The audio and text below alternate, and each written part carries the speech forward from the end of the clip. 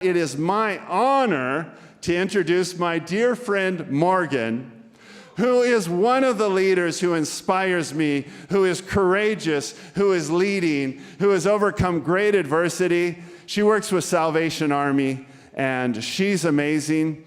And we asked her to come here and open us up by telling her story. So Morgane, take it from here.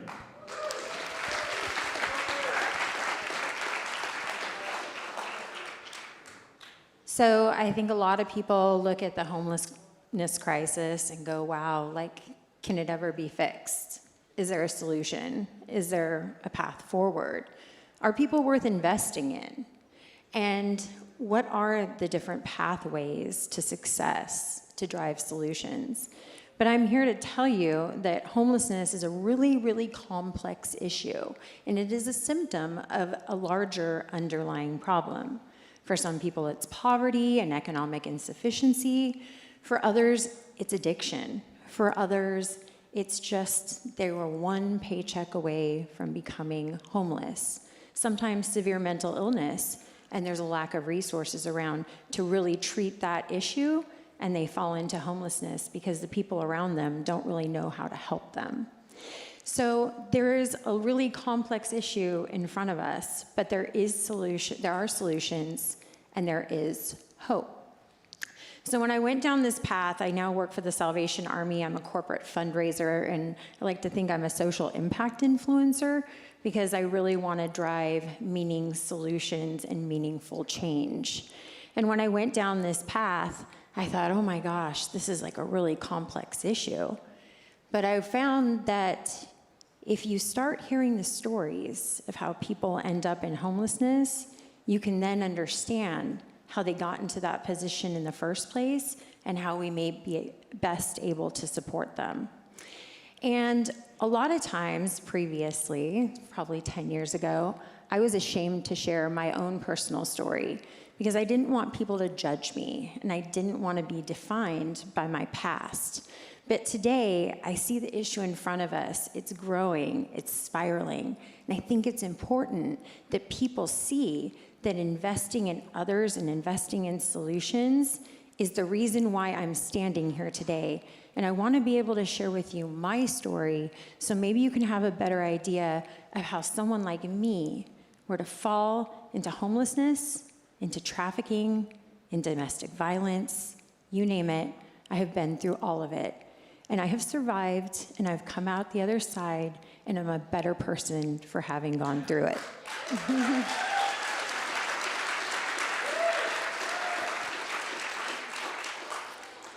So I grew up in a really normal family. I had a great upbringing. My mom was an attorney and a judge. My dad was a successful entrepreneur and businessman. I was educated.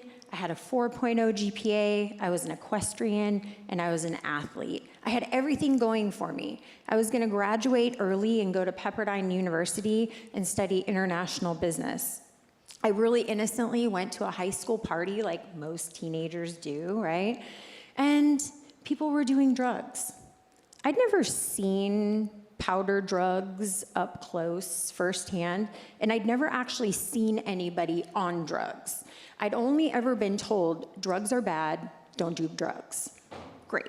Well, you're a high schooler, you're at a party, everyone else is doing it around you, and you're thinking, they don't seem so weird to me. It doesn't seem so dangerous, right? Everyone seems pretty normal. So I tried it. I tried meth one time, and it was like a switch flipped inside my brain that I couldn't shut off. Within 6 months, I had thrown my entire life away. I had run away from home. I had dropped out of school. I only sought that next high. And at the sake of my parents and everyone who cared and loved me, no one could get me to change. And they tried. They wanted to. But I wanted that drug so bad that I was willing to go to the depths and hell and back to maintain that high. Fast forward, I was 18 years old. I had gotten pregnant. I stayed clean throughout my pregnancy, but I had never actually acquired the tools to maintain sobriety. And at that age, I was so young, I didn't know what sobriety was. I didn't know what recovery was. I just knew that I didn't want to be using drugs while I was pregnant with my baby. I ended up having my daughter, and I should say my dad was 65 years old when I was born, so by the time my daughter was born, he was 82. So I was able to stay clean throughout my pregnancy. I had my daughter, I was working, I was going back to college. Like, I had everything back on track, and I was like, I got this. But I didn't have the tools to stay clean and sober. So on February 14th in 1997, I got a call from the hospital. My dad had cancer, he had been ill, and I knew that. And they called me and they said, your dad was found in a bathroom in a pool of blood. He's in a coma, and you need to come down and make some decisions. Well, my dad was my best friend, and he was like my biggest cheerleader, my biggest supporter. And I always knew that this is what God meant for my life, but my dad was the one person that would always believe in me. And he was like, I love you, I believe in you, and I know one day you're gonna be okay. The sad thing is I never actually got to say how much he meant to me during our last goodbyes. So I had to do the right thing. I had to take my dad off life support, and I'll never forget leaving home after I had done that. I went back to the house, and I'm sitting in my car, and this pain was just so great. And at that point, the only coping mechanism I knew was to get high. So after all that work I put in, all of that I had overcome, and I thought I'd overcome, I had this beautiful little baby girl, but I went to get high and numb out my pain. Instantly, I picked up where I left off, instantly. I was high, I was off, ripping and running, doing my thing again, trying to take care of this little baby. My mom, being an attorney and the judge, she was like, I know what's going on, and that's not gonna fly. So I lost my dad, and then I lost my daughter. And then my life really went sideways. So about a year later, I found myself being raided by the DEA, the Department of Justice, all the three-letter agencies. And I was looking at about 7 felonies, and I was finally in jail, and I knew I wasn't gonna get out. People think jail is bad. Jail for me was divine intervention. Nothing else would have stopped me dead in my tracks. Jail stopped me dead in my tracks. And it gave me a moment of clarity. And it made me think about life. It made me think about and reflect upon my decisions that were severely lacking discretion. And so from there, I was talking to a gal that I was sitting with in jail one day. And I was like, man, I really don't want to watch my daughter grow up on the other side of this plexiglass window. And I really know that this is not what God meant for my life. And I'd asked my mom for help, and she said, nope, I'm taking care of your daughter. I'm not funding your recovery. If you want this, you find a way to do it on your own. And she said, Morgan, have you ever heard about the Salvation Army programs? And I was like, nope, never heard of them. I'm like, thrift stores, kettles, like, what's that? And she's like, no, they have really good treatment programs, and they're completely free. But at that time, 25 years ago, there weren't a lot of drug rehab programs, and there definitely weren't many that were free, and there were very few that were for women. But by the grace of God, I ended up getting into that program, and I remember I asked my mom for a ride, and she's like, I'll give you a ride there. So she gives me a ride there. I'm coming there from jail. I'm like, oh my gosh, this is scary. I show up in the Mission District in San Francisco. I'm like barely 18 years old. And I'm like, oh my gosh, like this is crazy, right? I'm from Chico, California, so a little tiny town, very, very different than, right, Tom Tagnoli. Very, very different from San Francisco. And I remember going up to the door, and my mom looked at me and she said, well, good luck. And if you leave, don't call me. So I was like, okay, this is it. But all that to say, it was the greatest experience in my life, because the Salvation Army believed in me until I could believe in myself. They loved me until I could love myself. And they wrapped every supportive tool, resource, and service around me so that I could reclaim my life and realize my full potential.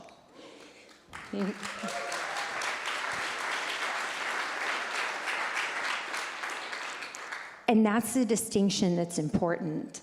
In whatever realm we choose to address homelessness, addiction, human trafficking, domestic violence, at-risk youth, There needs to be solutions rooted in empowerment and accountability. If you think shelter, if you think shelter is the solution, it is one of the solutions.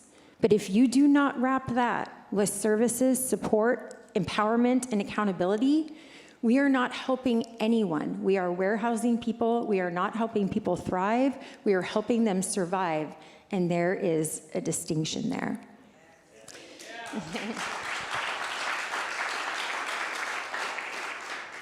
So fast forward, I went through a Salvation Army program. I went to college. I was raising my daughters. I was doing everything right.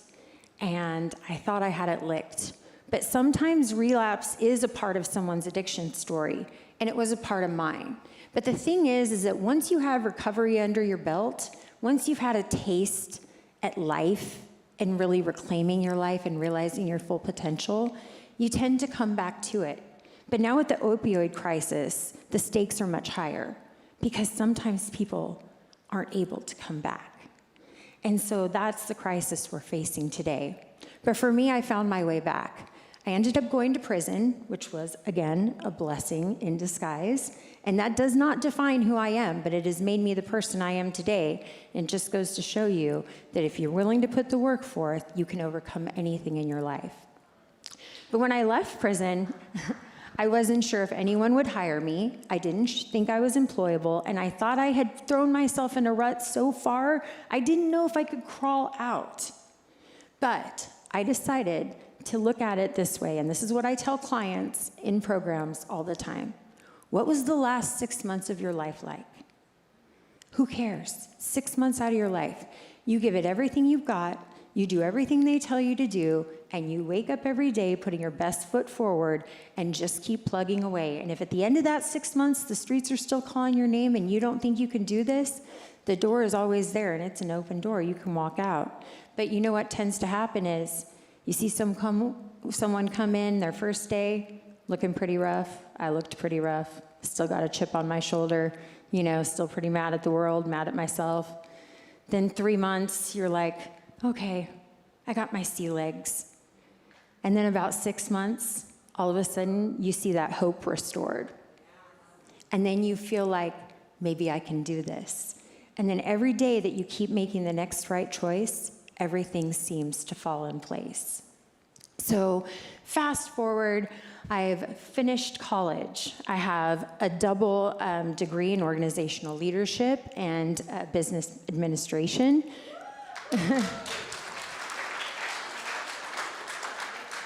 I have successfully raised both of my daughters, and I am now a proud grandmother of 2 babies. I am a homeowner, and I am now an advocate for others that were just like me, because I really believe that investing in people is the solution to addressing some of our most vexing social challenges. And I'll leave you with this. The Salvation Army did a research project on its adult rehabilitation programs, and we found out something fascinating. When you provide someone with a basic night of shelter, their chance of long-term success, 1%. You give them 30 days of services, their chances of success, 10%. You give them 6 months of services in a supportive environment, in deeply affordable housing, their chance of success is 65%. You extend that out for up to 2 years, that number flips on its head. Their chance of long-term success is now 95%.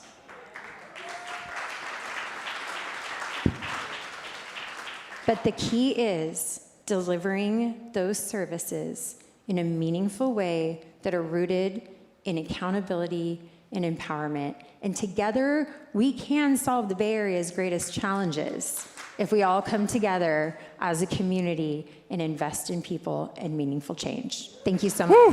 Thank you so much. Just look at this. Look at this. When I have a hard time getting my brain around the whole Bay Area being transformed, I think the Bay Area is like a person. This is a very, very complex life. Her problems were very, very complex, but the proof is in the pudding. Let's look at the Bay Area the way we look at Morgane, and she inspires so much faith. You go, wow, she went through all that, and look what she's accomplishing. Thank you so much.